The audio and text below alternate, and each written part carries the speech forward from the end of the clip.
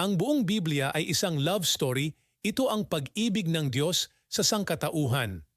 Makikita mo na ang Diyos ay may mga bilyon-bilyong planeta at daan-daang bilyong bituin at lahat ito ay pag-aari ng Diyos.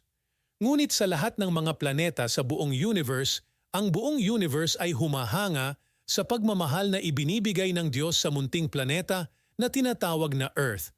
Tayo lang ang planeta hanggat alam ko na nasa paghihimagsik laban sa Diyos at gayunpaman sa kabila ng ating paghihimagsik, ng ating pagsuway, ng ating mga kasalanan, iniibig tayo ng Diyos. Ito ang nakapagpapalakas loob tungkol dito at iniibig ng Diyos ang bawat isa sa buong mundo ng isang pagmamahal na lampas sa ating pangunawa. Pinatunayan ng Diyos ang kanyang pagmamahal sa pamamagitan ng pagbibigay ng kanyang anak sa krus.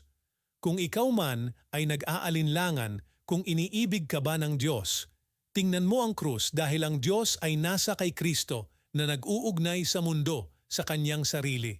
Ito ang pinakamahusay na halimbawa ng pagmamahal sa buong mundo, ang krus, dahil sinasabi ng Diyos mula sa krus, iniibig kita, iniibig kita, iniibig kita. Tayo ay naligtas sa pamamagitan ng krus. Iniibig tayo ng Panginoon natin ng sapat na para ibigay ang kanyang bugtong na anak upang mamatay sa krus. Ngayon, ang pagmamahal ay hindi damdamin lamang. Sinasabi mo na nararamdaman mo na iniibig mo siya. Ang pagmamahal ay hindi damdamin. Ang pagmamahal ay pagkilos. Ibinigay ng Diyos ang kanyang pagmamahal. Ipinahayag ang kanyang pagmamahal sa pamamagitan ng pagbibigay ng kanyang anak. Ipinamamalas ng Diyos ang kanyang pagmamahal sa atin sa mga oras na tayo'y nasa kasalanan. Si Kristo ay namatay para sa atin at iyan ang dahilan kung bakit sinasabi ng kasulatan na walang ibang paraan papuntang langit. Hindi ka maaaring maligtas sa ibang paraan. Hindi ka makakahanap ng tunay na buhay nang hindi dumadaan sa krus. Hindi ka makakapasok sa kaharian ng langit nang hindi dumadaan sa krus. Kung mayroon mang ibang paraan na maaaring mahanap ng Diyos, dapat sana'y natagpuan na niya ito.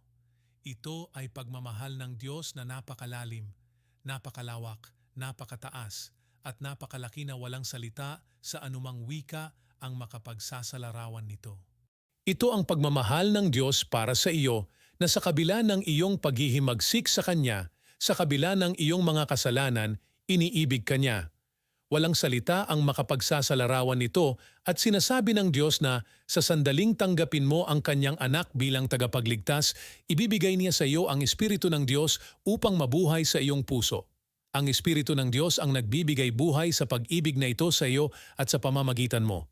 Ito ang dahilan kung bakit sinabi ni Jesus na dapat mong mahalin ang iyong kapwa tulad ng iyong sarili. Isang supernatural na pagmamahal para sa iyong kapwa na maaaring hindi mo gusto ang iyong kapwa, pero maaari mo siyang mahalin dahil sa Espiritu ng Diyos na gumagawa ng ito sa iyo. Hindi ko kayang mahalin ang lahat ng tao, ngunit ang Diyos ay kayang magbigay sa akin ng kakayahan upang mahalin ang lahat ng tao.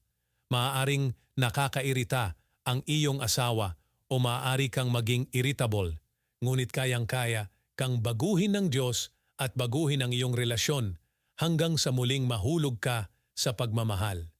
Kayang-kaya kang baguhin ng Diyos kabataan dito ngayon at patawarin ang iyong mga nagdaang kasalanan.